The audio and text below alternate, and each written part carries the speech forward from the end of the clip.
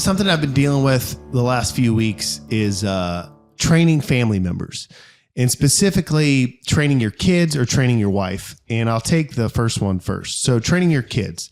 So everyone's seen the overzealous dad, the overzealous mother. They have children. They think the children are athletic, and they read a bunch of stuff and they want them to be big and strong. And so, they want their 6-year-old, their 10-year-old, their 11-year-old to lift weights. And there's nothing wrong with that. If a kid can go into a BJJ hall and get thrown around and twisted around, and if he can go play football, and if he can go play pickleball and, or whatever's trending right now and play some type of sport, there's nothing wrong with him walking to the gym and lifting weights. The only thing that you need to understand, parent, is that you're not going to train a child that's pre-puberty like you were going to train yourself. Right? So you come in, you're weak and pathetic, and you're 30 years old, post-puberty. We're going to add weight to the bar each time and train you.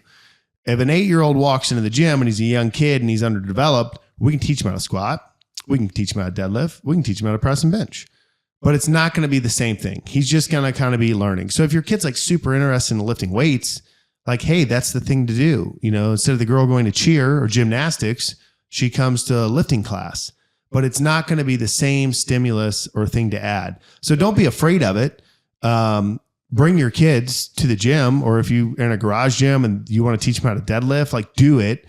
But, children aren't very good at getting to their correct position and holding it.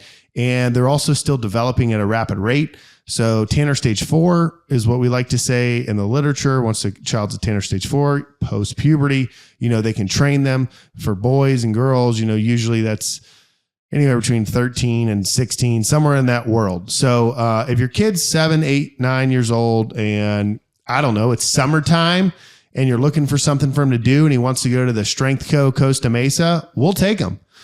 Just know that we're not going to progressively overload them this summer. Second one is the wife. And the reason I bring that up is because it comes up all the time. I was training 2 guys out of Durham this week. They came in for a nice session. They're both, kind of studying for their strength certifications and to be personal trainers. And I was asking them, who they were training. I was kind of giving them business advice for where they're training out of, all that kind of stuff. And, one of them said, I want to train my wife, but, Ripito says not to. And Ripito says I can't. And he said it tongue in cheek, like he laughed. But I don't think that you can't train your wife. And I don't think that Ripito actually means that you can't train your wife. And I think that if you think you can't train your wife, it's actually problematic. So the first thing I'd say is, one, my scenario is a little bit different. I met my wife. She was cutting my hair, and then I sold her a gym membership. And then she started training in the gym. So I always kind of knew her as a stylist, and she always kind of knew me as a coach. And to this day, she cuts my hair, and, I train her in the gym. And so that was, prior to marriage. But I in the story, and, Rip's talked about it a bunch of his podcasts, and they'll be like, you go on there and you critique your wife, and your wife gets mad and she quits training. I don't really think that's the issue. I think the issue is the way that actually you got her to go into the gym. So I think the problem is your wife doesn't want to train. And you pester her to train, and you want her to train, and she's doing Pilates and she's doing spin and she's happy. And maybe even she looks great. She's fit, but you're like, you got to train. Listen, I listen to Grant, and Grant says, sarcopenia, you're atrophying unless you train. Like, you got to train. And, those kind of things. Maybe she's like, well, does he not like the way I look? Why do I need to train? I'm doing these other exercises. They seem to work fine. Or maybe it's not an appearance thing. It's just like, leave me alone. I don't want to go squat and deadlift. That's something that you do. And so finally, maybe it's your birthday, maybe it's your anniversary. She decides to make you happy, and she goes into the gym. She goes into the gym, and now either one, you're uneducated, or you just, you don't know how to portray the information you want to do. And she finally goes out there to make you happy, and you're barking commands at her or telling her to do things, and she feels like she's doing it wrong, and she never wanted to be there in the first place. So I think that's generally where the problem arises from, is she didn't want to be there in the first place. And I say this with everyone in the gym. It's the same with your parents, the same with your grandmother, same with your uncle, it's the same with your cousin. It's the same with your wife. Anyone that gets, strength training for long-term health, they get really excited about it, and they want to get everyone they know and care about to do it.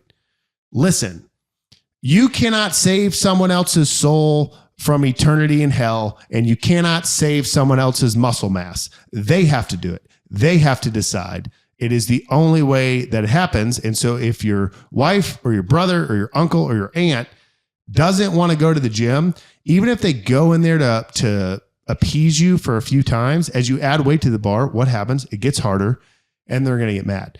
So I don't think it's the issue that your wife or whatever the relationship is. And I don't even think that Ripito thinks that. I mean, he says that because Ripito likes to say loud things that are funny. Don't train your spouse. She'll kill you. Right? Like, it's funny, but you can, but she has to want to train. And then also you need to like not be a jerk about it. But that is where I think the problem lies. It's not in the fact that you can't train your spouse. I mean, you should be able to train your spouse. If you can't train your spouse, you're not going to be able to like figure out things day to day, like how to fix the garbage disposal in the sink. Right. So, yeah. So anyway, don't be afraid to train your kids, take them to the gym, let them have fun. You know, they're not going to train hard like you are, but they're going to do something. And your spouse, you know, just don't be a jerk about getting her to the gym. Make a compelling argument. Have her watch How to Get Your Wife to Lift on the Strength Coach YouTube. I have one helpful tip on this. Yeah.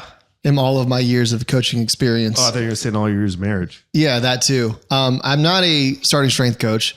I'm not married, just engaged, but I have been a teacher before and gotten people to learn either martial arts or music or just a bunch of different things, or working with a person who wants to get started with doing videos. Sure. And the one thing I've learned is people don't make decisions based on logic. They make decisions based on emotion most of the time.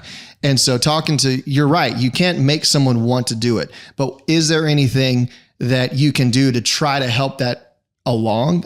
Ultimately you can't, but I think you can help or hurt it. And the main thing is you have to make it fun, especially the first session. I feel like you have to optimize for not does she have, or he have, or whoever you're training have the perfect squat today or the perfect deadlift, or did she add, or he add 5 pounds to the bar? It's, hey, was this an enjoyable experience? Because if it's fun, then it's like a reward. Then you're like, oh, I had a good time doing that. And if you're barking at her or him and trying to like force them to do the squats correctly and add 5 pounds, you didn't do it right, that's technically not it. Then it's just like a bad experience, and the emotion of that experience was bad. And who wants to do things that make them feel bad? Yeah, I agree with you. That's like gym sales though. But gym sales, the person still wanted to walk into the gym.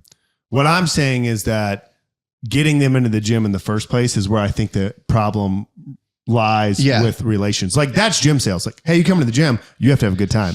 Yeah. Like, you think you want to do this, you may not want to do it, but you have to have a good time. I'm just saying, like, I think the spousal thing becomes a problem because it's like over and over. Like, hey, look, I just deadlifted this. You should deadlift. It's like, I don't want to deadlift. Yeah. It's like over and over and over. And so I think that's like the problem, that like the reason Ripito says that all the time, and every guy meets like, oh, I'm afraid to train my wife. Yeah. I think it's like, well, the approach from like way back 18 months ago, right, when you found lifting, you actually started the problem, instead of, whatever. But no, that's a good point. Yeah, I mean, you have to make it a nice experience. So many guys go in and try to be like the hard charging, like, this is the way to do it because I know exactly how to do it, and if you don't do it right, that's bad. You're not gonna have fun. I mean, I don't think anyone means anything bad about it. Like, I just don't think they're thinking about it. Like, I don't think they're thinking about the approach of you know what to do. Like, I don't think they mean. I just think they're like, hey, I really like this thing. My wife should do it. Yeah, and you got to approach it a little bit different. That's true.